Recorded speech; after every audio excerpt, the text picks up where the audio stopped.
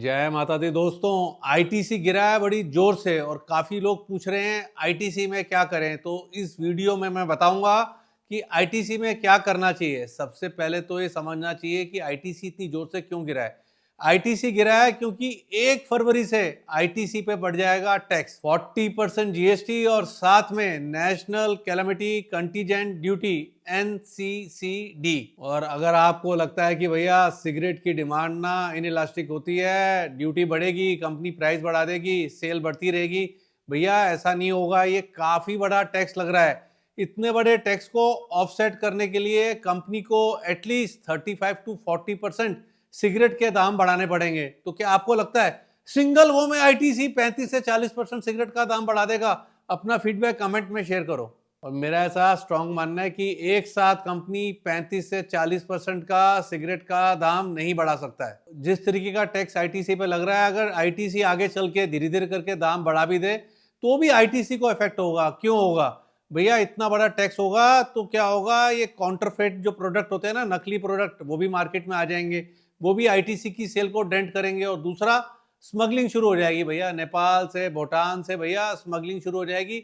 बाहर से सस्ती सिगरेट आएगी और यहाँ पर बिकेगी। और जब एक बार बाहर की स्मगल्ड सिगरेट यहाँ बिकनी शुरू होगी तो ना उसका बेनिफिट सरकार को मिलेगा जीएसटी के रूप में, ना कंपनी को मिलेगा। मेरा तो ऐसा मानना है ये बढ़ा हुआ टैक्स ना आईटीसी की अर्निंग को बड़ा स्ट्रांगली इंपैक्ट करेगा। और ये मैं इसलिए बोल रहा हूँ कि जो आईटीसी का सिगरेट बिजनेस है ना, वो कंट्रीब्यूट करता है approximately 78% to the companies PBIT by EBITDA. सरल भाषा में समझे ना, सबसे मोटी कमाई जो आईटीसी की है ना, वो सिगरेट बिजनेस से आती है। मेरा तो ऐसा मानना है कि फंड हाउसेज जो हैं, म्यूचुअल फंड जो है ना, वो आईटीसी से शिफ्ट कर जाएंगे। क्यों शिफ्ट करेंगे? क्योंकि देखिए आईटीसी की जो मोटी कमाई है वो आती है टोबैको बिजनेस से, उसमें हो गया डेंट। दूसरा बिजनेस है एफएमसीजी का। दूसरे अच्छे विकल्प उपलब्ध हैं जैसे कि नेस्ले है, मैरिको है।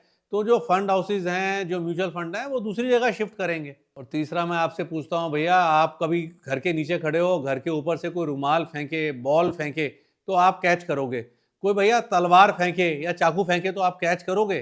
तो आंसर इज नो। तो आईटीसी जो है ना, इस समय गिरती हुई तलवार है, it's falling knife, falling sword.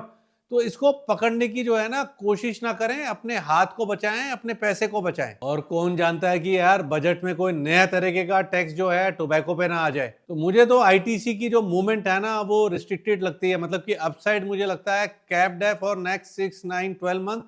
तो इससे दूर रहने की राय है। और देखिए अब मैं आपको दिखा रहा हूँ आईटीसी का रैंको चार्ट। रैंको चार्ट जो है ना, वो नॉइस को हटा देता है। और रैंको चार्ट पे आप क्लियरली देख पा रहे हैं आईटीसी के अंदर पहला ब्रेकडाउन हुआ फरवरी 2025 में 433 के प्राइस के अराउंड, और दूसरा बड़ा ब्रेकडाउन हो रहा है 395 रुपीज के अराउंड 1 जनवरी को। अंत में दोस्तों मेरी दो ही सलाहें हैं कि don't try to catch falling knife. भैया गिरते हुए चाकू को कैच करने की कोशिश ना करें।